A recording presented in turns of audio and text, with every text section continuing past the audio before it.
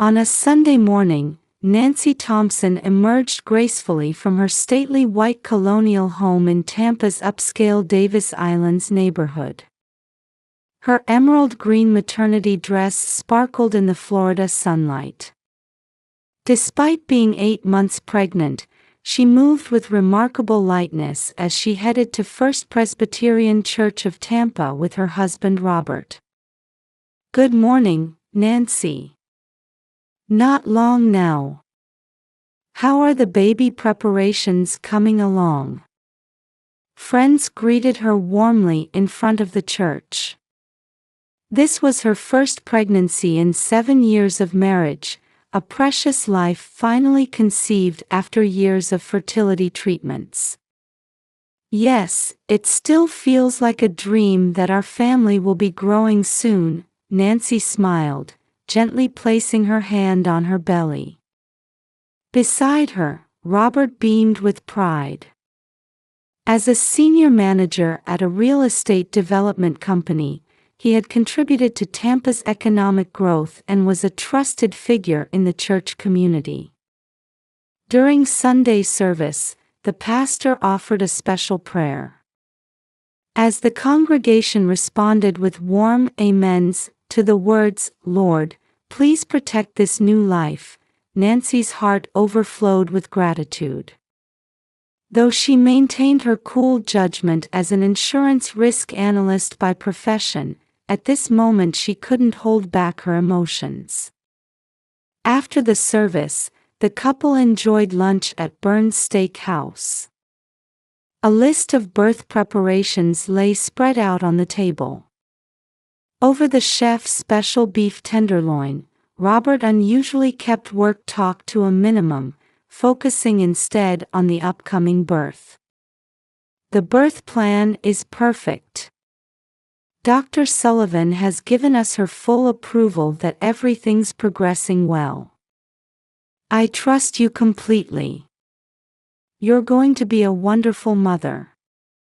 Robert spoke softly, reaching across the table to hold Nancy's hand. His gesture brought tears to her eyes. In the afternoon, they enjoyed some final shopping at International Plaza.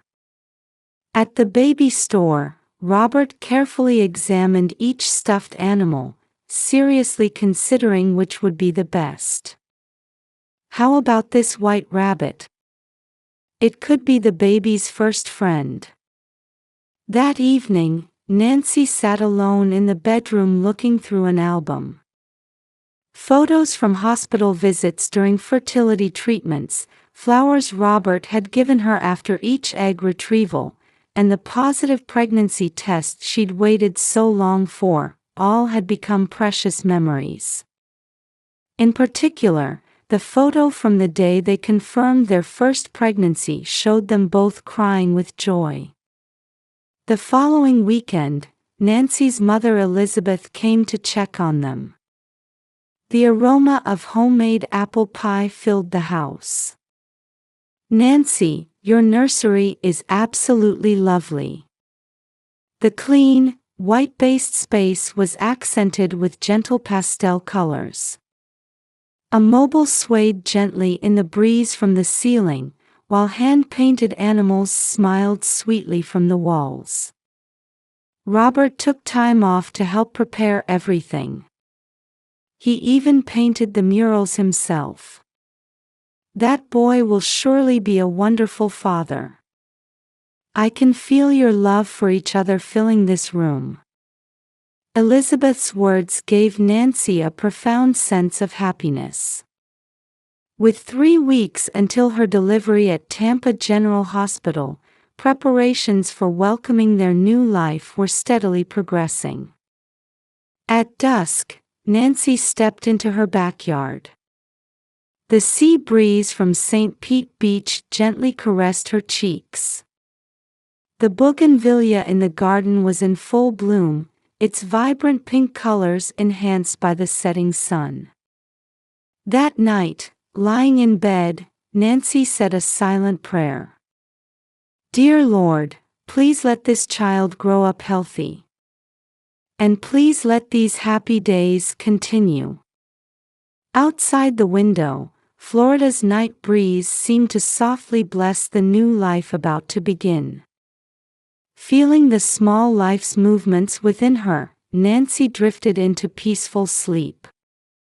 One April morning, Nancy woke to sudden intense contractions. The clock showed 3:15 a.m. Through the bedroom window, Tampa's skyline was still dark. She woke Robert, who had been dozing by the bedside, and grabbed her pre-packed hospital bag. "Are you all right? Should we head to the hospital?" "Yes, I think so." While tracking her contractions, Nancy calmly assessed the situation. Perhaps due to her profession as a risk analyst, she could make clear judgments even in emergencies. The streets of Davis Islands were silent in the dead of night. Robert's black Mercedes glided past the bougainvillea hedges, heading toward Tampa General Hospital. On the way, Nancy called her mother Elizabeth. "Mom, the contractions have started. I'll be right there. Don't worry." At the hospital, Dr. Sullivan was already waiting. She had supported Nancy through 7 years of fertility treatments. "You've done well, Nancy. It looks like it's time to meet your baby." The delivery room was a spacious private suite specially prepared for the birth. Through the large windows, Tampa Bay was visible in the pre-dawn light. A crucifix hung on the wall, beneath which fresh white lilies were arranged. Contractions are 4 minutes apart. Cervical dilation is progressing normally.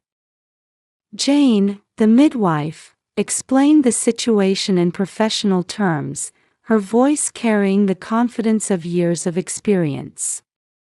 At 6 a.m., Elizabeth arrived, carrying a bundle of prayer cards from their church friends. "Everyone at First Presbyterian is praying for you." Nancy's eyes welled up at her mother's words. Though the contractions grew stronger, the support around her helped ease the pain. "Keep your breathing steady." "Yes, you're doing very well." Time passed as Nancy followed Dr. Sullivan's instructions. Outside the window, the sunrise began painting Tampa Bay in golden hues. "Nancy, you'll be fine. We're here with you." Elizabeth held her daughter's hand, offering words of encouragement. Robert silently rubbed his wife's back, his hands betraying slight tension. After 9 a.m., the contractions became more frequent. "Nancy, it's time to move to the delivery room." Dr. Sullivan's voice brought focus to the room. The delivery room was a sterile space equipped with the latest medical technology. Soft lighting designed for relaxation illuminated the ceiling, while monitors on the wall tracked the baby's heartbeat. "You'll meet your baby soon. Keep going." Elizabeth had to wait outside the delivery room. Inside, Dr. Sullivan led a team of 4 medical staff who began moving efficiently. "Take deep breaths. I can see the baby's head." Despite the intense pain with each contraction, Nancy remained fully conscious. After 7 years of waiting, even this pain felt precious. "One more push. You can do it." Dr. Sullivan's voice rang out. In that moment, the baby's first cry filled the delivery room. "Congratulations. It's a healthy baby boy." Dr. Sullivan gently cleaned the baby and placed him on Nancy's chest. The warmth of this tiny life enveloped her whole body in happiness. Nancy gazed at her child through tears. The baby, as if already recognizing his mother's voice, had stopped crying and showed a peaceful expression. That's when it happened. We need a DNA test. A cold voice suddenly cut through the air. Robert was staring at the baby with an icy gaze. I need to confirm if this is definitely my child. The atmosphere in the delivery room froze. Nancy held her baby tightly while looking up at her husband. Her eyes reflected disbelief at this incomprehensible reality, shining with overflowing tears. What do you mean? Nancy's voice trembled as she asked, but Robert's expression remained cold. Elizabeth, who had been waiting outside the delivery room, noticed something was wrong and came in. When she grasped the situation, her expression changed completely. Have you lost your mind? Are you trying to insult my daughter and grandchild? Elizabeth's angry voice echoed through the room.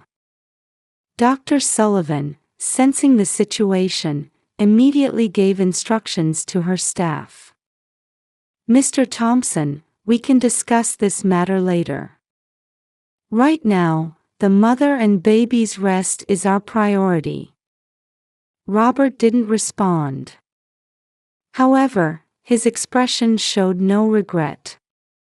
Rather, his eyes held a calculating look, as if confirming a plan he was about to execute. Nancy silently continued gazing at her baby, who slept peacefully against her chest, as if completely removed from the ugly events unfolding in this world. Elizabeth sat beside Nancy, holding her daughter's shoulders firmly. It's okay. I'm here with you. 3 days after the birth, Dr. Sullivan sat in her office, staring at the DNA test results. In her 30-plus years as an obstetrician, she had never encountered such a perplexing situation. This is strange. She frowned, rechecking the test data displayed on her monitor.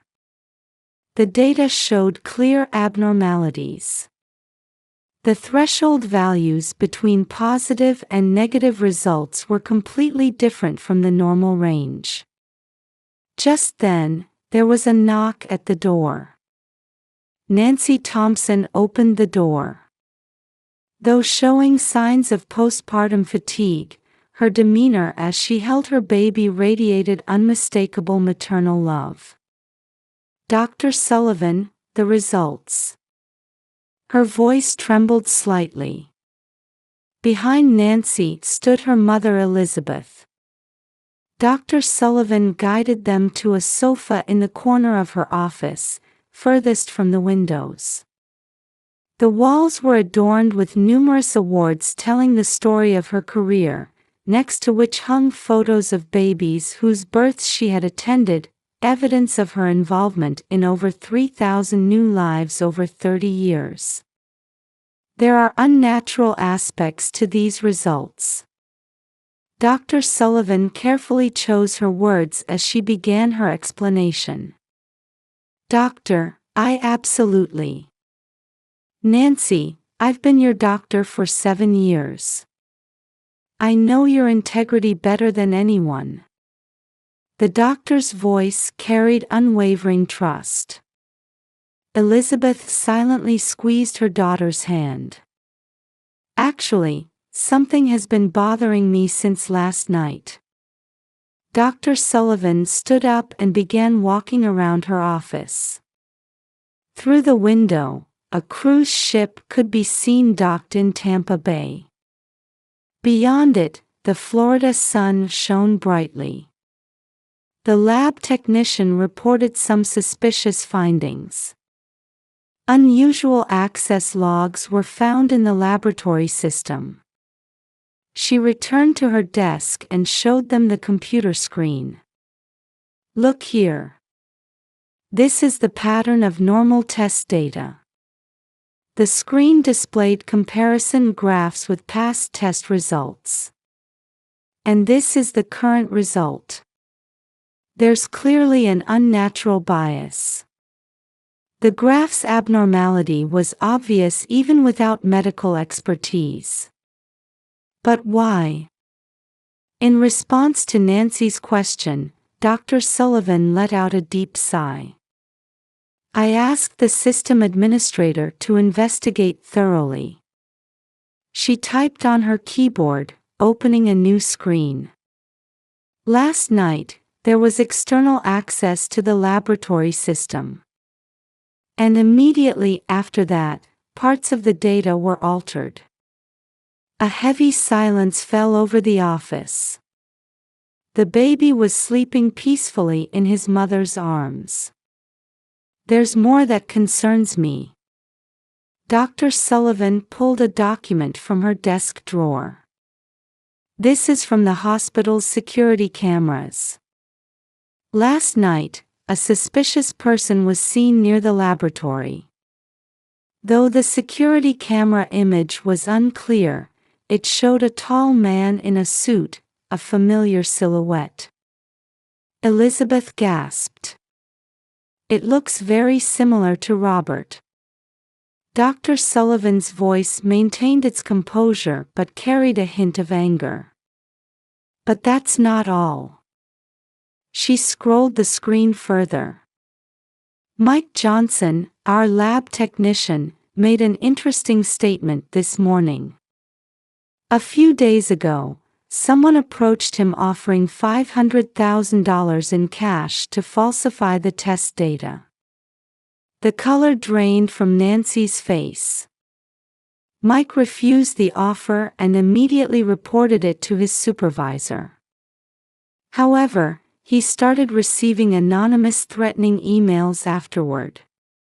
Dr. Sullivan walked to the window. Looking down at Tampa's cityscape, she strengthened her resolve. This is clearly criminal. Falsifying medical records is a serious offense. We cannot overlook this. She turned to face them. We should call the police. Clear fraud has been committed. At that moment, Nancy's phone rang. A message from Robert appeared on the screen. Let me know as soon as the DNA test results are out. Elizabeth, holding her daughter's shoulders, nodded to Dr. Sullivan. Please. Call the police. Dr. Sullivan picked up the hospital's internal phone. Her hand holding the receiver was supported by the firm resolve built over 30 years of her career. Outside the window, Tampa was bustling with life. The Riverwalk crowded with tourists, modern office buildings, and the calm bay beyond. In this peaceful scene, events that would change one family's life were quietly but surely unfolding. Dr. Sullivan put down the phone and turned to Nancy. Your baby is undoubtedly yours and Robert's child. To prove this, we must reveal the truth. Her voice carried both professional pride and personal sense of justice. The truth will always come to light. Those words echoed quietly in the morning office. As they waited for the Tampa police to arrive, the three women held in their hearts the resolve for the battle that was about to begin. In the interrogation room at Tampa Police Headquarters, Detective Laura Martinez sat across a stainless steel table from Robert. A large mirror was mounted on the wall, behind which Dr. Sullivan watched from the observation room. Let me confirm again. Where were you between 11:15 p.m. and 11:45 p.m. last night? Laura's voice maintained the composure developed over 15 years of experience. "I was at home," Robert answered while casually adjusting the collar of his expensive suit. His gesture exuded the confidence of a senior manager. Laura pulled out a photograph. It showed a figure captured by the hospital's security camera. This angle clearly showed Robert's characteristics. "Isn't this you?" Robert's expression tensed for a moment. But he quickly composed himself. "It just looks similar." "That's not me." "Then how do you explain this?" She now showed the witness statement from lab technician Mike Johnson. "Offered $500,000 in cash to falsify DNA test results." The statement detailed specific dates, locations, and conversation content. "Mr. Johnson clearly identifies you." Robert's lips trembled slightly. "His testimony is credible." Laura continued, presenting email records. "Multiple threatening emails were sent to Mr. Johnson from your company's IP address." The atmosphere in the interrogation room grew heavy. Furthermore, the unauthorized access to the hospital's security system could only have happened with the cooperation of your IT specialist subordinate. The composure disappeared from Robert's expression. "I exercise my right to remain silent. I want my lawyer." "Before that, one more thing." Laura produced her final piece of evidence. Bank transaction records. "Last week, you transferred $5 million to an overseas account. Were you hiding assets in preparation for divorce?" At that moment, Robert's attitude changed completely. "Why did you try to falsify the DNA test results?" Under Laura's questioning, Robert finally opened up. "To frame Nancy for adultery." His voice showed no trace of regret now. "If the DNA test showed it wasn't my child, it would prove Nancy had been with another man. I wouldn't have to pay alimony in the divorce. I could start a new life with Jennifer." "Jennifer?" "Yes, my secretary. Young and beautiful. Nothing like Nancy." Robert's tone was surprisingly cold. "So you tried to frame your innocent wife for adultery by falsifying the results?" "That's right. I couldn't let Nancy take my assets if I was going to live with my mistress Jennifer." In the observation room, Dr. Sullivan could barely contain her anger as she listened to this exchange. Next to her sat the Tampa General Hospital's legal counsel. "This is criminal. Attempted medical record falsification, threats, attempted fraud. We can certainly pursue substantial civil damages as well." The lawyer nodded while taking notes. In the interrogation room, Robert's confession continued. "I don't care about Nancy anymore. 7 years of fertility treatments. I just went along with it. Jennifer could give me a child right away." Laura's eyes flashed sharply at those words. "Mr. Thompson, are you saying your love for your wife and your newborn child were all lies?" Robert sneered as he replied. "Business requires no emotion. Marriage is just business." At that moment, footsteps were heard in the hallway. The door opened, and a young woman appeared. "Jennifer!" Robert exclaimed in surprise. Jennifer looked straight at Robert. "I told the police everything. How you instructed me to contact Mike Johnson.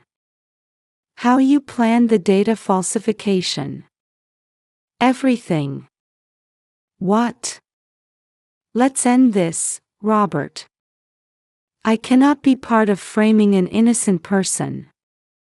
Jennifer's voice carried firm resolve. "The DNA test results have already been verified," Laura quietly announced. "The baby is undoubtedly your biological child. You tried to deny even your own flesh and blood." The color drained from Robert's face. "Robert Thompson, you are under arrest." Laura stood up and began the arrest procedure. In the observation room, Dr. Sullivan let out a deep sigh. Now Nancy and the baby's honor has been protected. In the hallway, media was already gathering. The arrest of a senior manager from Tampa's prominent real estate development company would undoubtedly become major news. However, Dr. Sullivan's concern lay elsewhere. "I pray that Nancy and the baby's emotional wounds will heal, even if just a little." Through the Tampa Police Headquarters windows, the sun could be seen setting over St. Petersburg. It seemed to signal both the end of one family's story and the beginning of a new one. In the spring of 2026, 2-year-old Matthew Thompson runs around the garden in the quiet residential area of Davis Islands. Nancy watches over him tenderly from a rocking chair on the veranda. "Matthew, it's snack time." At Nancy's call, Matthew responds with a bright smile. His eyes shine with unprecedented brilliance. The events of 2 years ago certainly left deep scars. However, mother and son have now begun walking a new path in life. At First Presbyterian Church of Tampa, Nancy has taken on a central role in the parenting support group that meets after Sunday services. Her experience serves as inspiration for women in similar situations. God never gives us trials we cannot overcome. Nancy's words in the support group carry deep conviction. People from all around Tampa come to hear her story. Her professional life is also fulfilling. Her analytical skills at the insurance company have become even sharper, and her proposals for family-related insurance products, drawing from her experience, are highly valued. Your proposals show a real understanding of the risks modern families face. These words from her supervisor gave Nancy genuine confidence. Elizabeth comes to see Matthew every weekend. Watching her grandson grow has become her greatest joy. "Mom, look." Matthew learned another new word. The bond between mother and daughter has grown even stronger since that incident. Dr. Sullivan still regularly checks on Nancy and her son. Her reputation at Tampa General Hospital has grown even more as a doctor who stood firm for justice. The hospital's security system has been significantly enhanced, and their medical record protection system has become one of the best in the nation. That decision back then was the right one. She remains convinced of this. Meanwhile, Robert's end was pitiful. He received a 2-year prison sentence for attempted medical record falsification, intimidation, and other charges, serving his time in a Tampa, Florida prison. His real estate development license was revoked, and he was immediately fired from his company. Ironically, his mistress Jennifer disappeared right after the incident.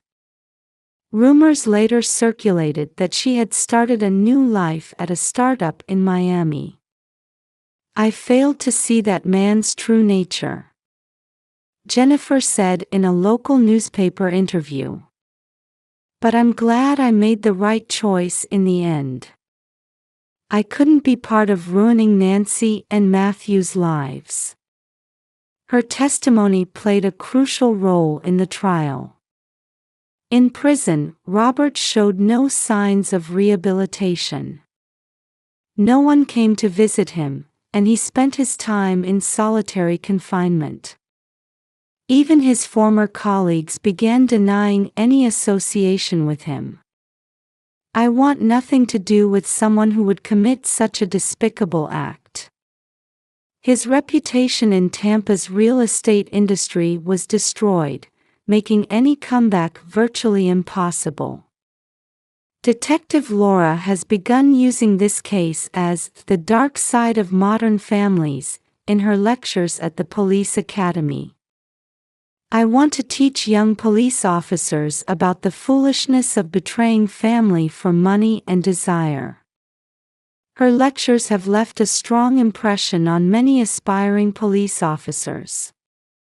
The city of Tampa learned much from that incident.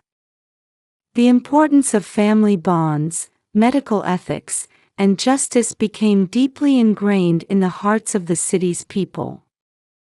The church community continues to warmly support Nancy and Matthew. Every Sunday after service, smiles abound as people gather around Matthew. "This child is God's greatest gift," Nancy says. Her words carry deep love and gratitude.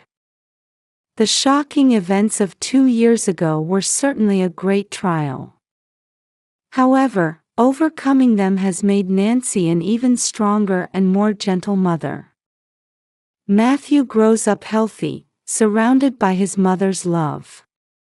He doesn't yet know about the events that occurred at the beginning of his life. But his innocent smile continues to heal the hearts of the adults around him. Justice always prevails. Elizabeth's words carry convincing weight. Like the sunlight shining down on Tampa, a bright future awaits this mother and son. The spring breeze gently sways the street trees in Davis Islands. In the dappled sunlight, Matthew runs around innocently. Nancy watches him, quietly savoring her happiness. Their new life had already taken its first steady steps forward.